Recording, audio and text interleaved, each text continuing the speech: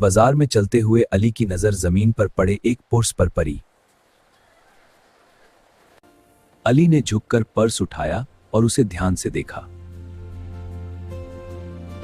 जब अली ने पर्स खोला तो उसमें बहुत सारे पैसे थे। अली सोचने लगा कि क्या वो इन पैसों से टॉयज खरीद ले। उसके दिल में ख्याल आया कि इन पैसों से वो कितने सारे खिलौने खरीद सकता है। मगर फिर अली के दिल में एक और ख्याल आया, शायद ये पर्स किसी और का हो जो अभी बहुत परेशान हो रहा हो। अली को अपनी अम्मी की बात याद आई कि एक सच्चा मुस्लिम हमेशा ईमानदार होता है। अली ने दिल में फैसला किया कि वो इस पर्स को जरूर उसके असली मालिक तक पहुंचाएगा। क्या किसी का पर्स खो गया है?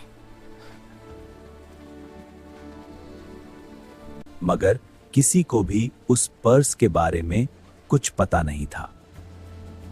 तभी अली ने एक बुड्ढे आदमी को देखा जो बहुत परेशान होकर कुछ ढूंढ रहा था।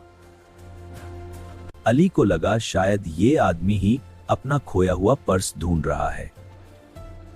अली ने उस आदमी से पूछा कि क्या ये पर्स आपका है? अली ने उस आदमी से पूछा कि क्या ये पर्स आपका है? बूढ़े आदमी ने पर्स देखा तो उसका चेहरा खुशी से चमक उठा। अल्हम्दुलिल्लाह। बूढ़ा आदमी बहुत खुश हुआ और अली को शुक्रिया अदा किया। अली की अम्मी ने देखा और अपने बेटे पर फख्र महसूस किया।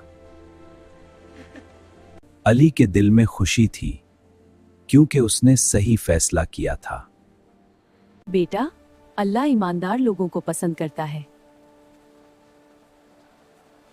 अली ने सीखा कि ईमानदारी सबसे बड़ी दौलत है। बूढ़ा आदमी अपने पर्स के साथ खुशी से चला गया। अली और अम्मी फिर घर की तरफ चल दिए, खुशी के साथ। अली सोच रहा था, सच बोलना और ईमानदार रहना सबसे अच्छी बात है। ये टॉय तुम्हारे लिए है।